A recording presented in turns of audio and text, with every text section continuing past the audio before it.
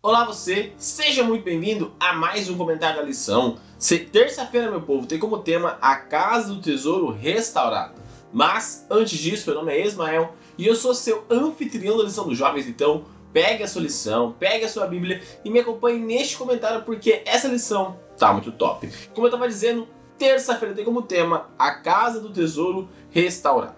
Lembra que nós conversamos semana passada sobre Acás? Nós falamos como ele foi um péssimo rei, como ele acabou com a nação, como ele modificou tudo, absolutamente tudo das coisas, sendo considerado um dos piores reis da nação de Judá. Então, nós vamos falar hoje sobre o seu filho Ezequias. E aqui nós temos algumas coisas importantes para nós analisarmos um pouco antes de entrarmos na história de Ezequias.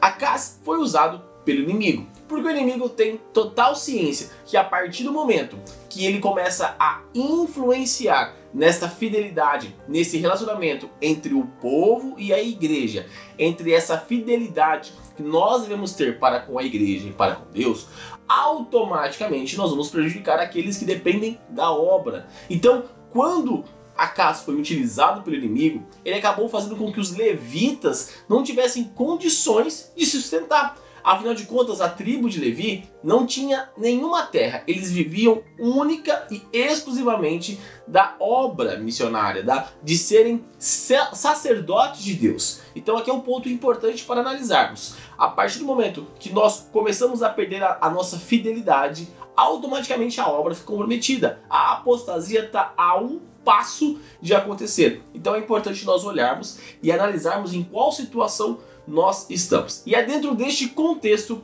que Ezequias é levantado, que Ezequias surge como rei, vindo do seu pai Acás, que foi um rei ímpio. E ali ele começa um processo de reavivamento e reforma. Como eu disse para vocês, nós conversamos sobre isso lá no sábado na meditação. E aqui é importante nós analisarmos quais foram as situações que Ezequias fez, qual foi o planejamento de Ezequias para que pudesse ocorrer o reavivamento e a reforma. No começo, para fazer este reavivamento, na verdade Ezequias encontrou alguns registros bíblicos e ele entendeu quem ele era. Ele viu que ele era um pecador, ele conheceu a Deus e falou: nossa, meu pai só fez coisa errada. Eu preciso modificar a nação. Eu preciso fazer com que a nação volte ao caminho de Deus. Então, o primeiro passo sobre o reavivamento é entendermos a nossa real situação. E nós só conseguimos entender isso através do estudo da palavra. Ezequias entendeu que ele era pecador porque ele leu a palavra. Porque ele achou os escritos e falou: cara, eu sou pecador, eu necessito dessa graça que foi apresentada. Eu preciso me voltar para o Deus verdadeiro. Então, a partir disso, ele começa a fazer uma assembleia. Ele consagrou uma assembleia por meio de ofertas, holocaustos e também convidou a nação a ofertar a Deus. E aqui é um ponto importante. A nação de Israel naquele tempo tinha o costume de ofertar a Deus como um sinal de gratidão para lembrar da maior oferta possível que Deus faria pela humanidade, que seria o sacrifício de Cristo. Lembre-se que nós estamos olhando aqui para o tempo antes da primeira vinda de Cristo, tá? Hoje em dia nós também temos a nossa oferta de gratidão, que nós levamos à igreja por vários motivos, mas lembrando também, remetendo a mesma oferta generosa que Deus fez, que foi entregando o seu Filho para que nós pudéssemos ter vida e vida em abundância.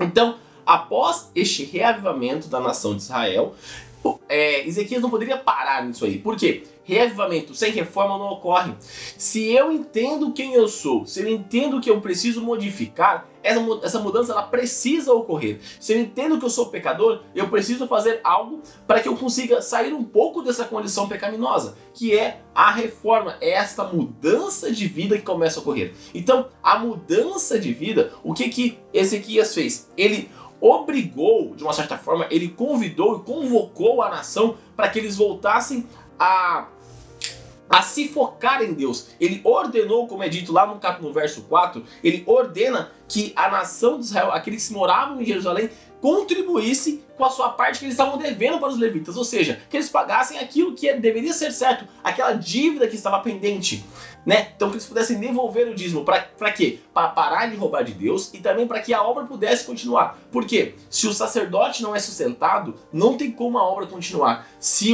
a igreja ela não tem dinheiro, nem como ela propagar a mensagem. Porque existem custos, vamos olhar para os nossos dias, existem custos de tudo, existem custos de aluguel, existem custos de energia, existem custos de água, existem custos de pastores, de obreiros, ou seja, a igreja ela tem um custo necessário, um custo para ela existir. Se nós deixarmos de devolver os nossos dízimos, de ofertarmos, a igreja como um todo, ela deixa de existir, porque a obra não consegue ser feita, afinal de contas, os nossos dízimos são destinados para a manutenção desses obreiros bíblicos, né, pastores e obreiros, e as nossas ofertas é o que acaba sustentando a igreja para pagar a energia, pagar a água, pagar o aluguel, enfim. Então, a nossa fidelidade para com Deus, ela é extremamente importante para a manutenção da sua igreja. Então, é isso que Ezequias queria implementar. Gente, ó, vocês tiraram de Deus por muito tempo. Então agora vocês vão devolver para Deus. Vocês vão voltar a manter os levitas, voltar a manter a nação de Israel como ela deveria ser. No caso ali, a região de Judá, que era a região do sul. Mas o foco era esse, cumprir as ordenanças e os mandamentos de Deus. E desta forma, Ezequias, ele ordenou que a nação de Israel fizesse isso, e ofertaram tanto, que os levitas não estavam dando conta de tantas ofertas que tinham. Então, desta forma mostra que quando um líder ele está sendo inspirado por Deus, ele leva a nação a caminhar em direção a Deus. E aqui nós podemos tirar a nação para qualquer motivo. Nós podemos falar assim, quando um líder ele é fiel a Deus, ele pode levar a igreja em direção a Deus. Quando um líder é fiel a Deus, ele pode levar a sua casa em direção a Deus. Quando o líder ele é fiel a Deus, ele pode levar a sua comunidade em direção a Deus. Porém, se o líder está sendo usado pelo inimigo, ele vai afastar todos de Deus, porque automaticamente eles vão ser inspirados. Você é a inspiração para alguém se inspira em você. Então, por isso que é muito importante nós sermos fiéis a Deus em todas as nossas áreas. Tudo que é importante para Deus é a tua fidelidade, é o teu coração, é a tua vontade de compreender que você é pecador e necessita dele. É isso que ele quer que nosso coração entenda. E aqui Ezequias entendeu isso. Ezequias ele contribuiu para que a nação de Israel voltasse a caminhar na direção de Deus. Que a nação de Judá, no melhor dizendo ali, ela pudesse caminhar cumprindo as ordenanças divinas. Ezequias foi um excelente rei. Ele realmente conseguiu cumprir o reavivamento e reforma na nação. E muitas vezes nós necessitamos deste mesmo reavivamento e reforma na nossa vida. Nós precisamos entender quem realmente somos e termos essa mudança de vida para cumprirmos as ordenanças, cumprirmos o propósito de Deus para a nossa vida. Porque o maior propósito dele é nos levar para morar com ele por toda a eternidade. E isso só será possível se nós aceitarmos a graça e permanecermos fiéis a ele, incluindo os nossos dízimos e nas nossas ofertas. E neste momento, eu convido você a fechar os seus olhos e orar comigo. Querido amado Deus, obrigado, Pai, por mais um dia. Obrigado, Pai, pelo estudo de hoje, onde nós entendemos um pouquinho mais, olhando para a história de Ezequias, a importância de sermos fiéis a Ti, Pai.